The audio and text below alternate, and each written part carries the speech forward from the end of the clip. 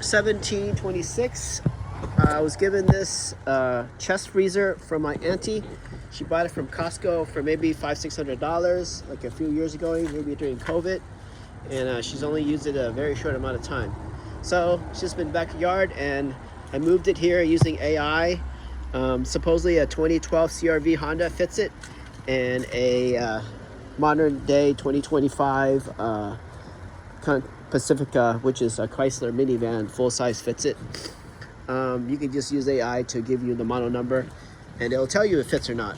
So here's some things I learned about cleaning this chest freezer. So this is the model. It's called Insignia, and the model is NS-CZ10WH6, and then it's about 88 pounds. And what else can I say? It uses R600A, 2.18 ounces of it. And I come over here and I see this word, cyclopentane. So I'm like, what is that?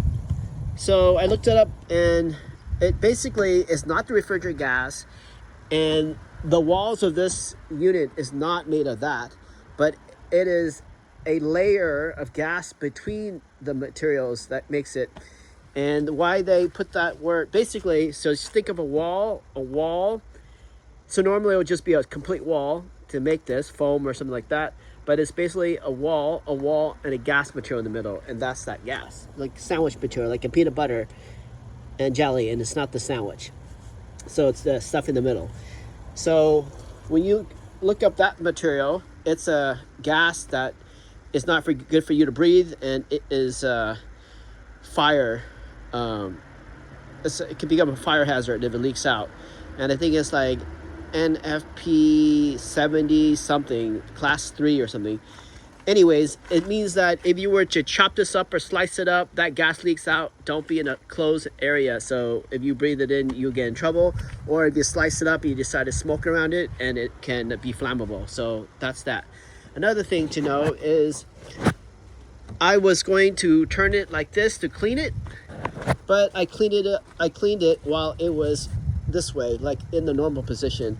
And then there's this tab in here. You can take and you turn it counterclockwise, and that tab comes out like an ice box.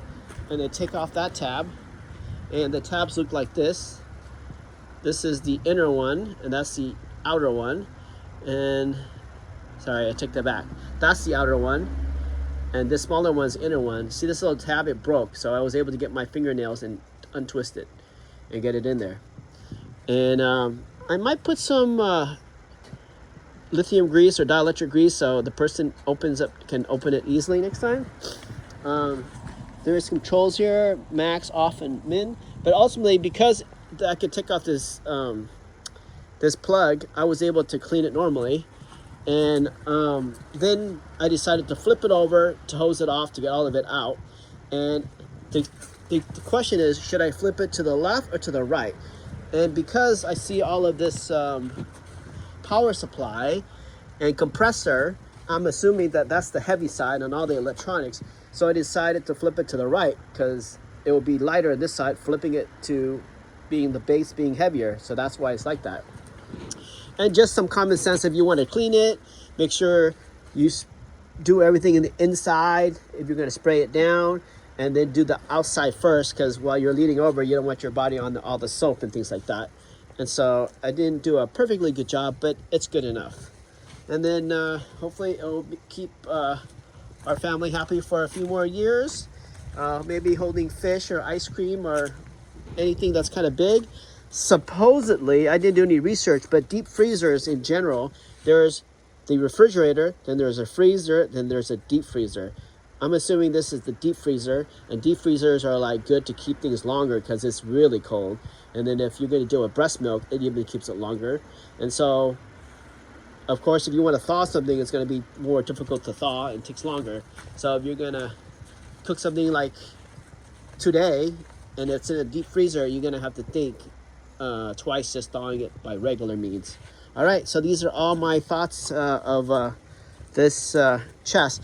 I believe the numbers are something like from there to here could be 3 feet, and from here to here could be 2 feet, and could be 2 feet. So that's my gist of it. So let's just quickly do that. 1, 2, 3, 4. 1, 2, 3. So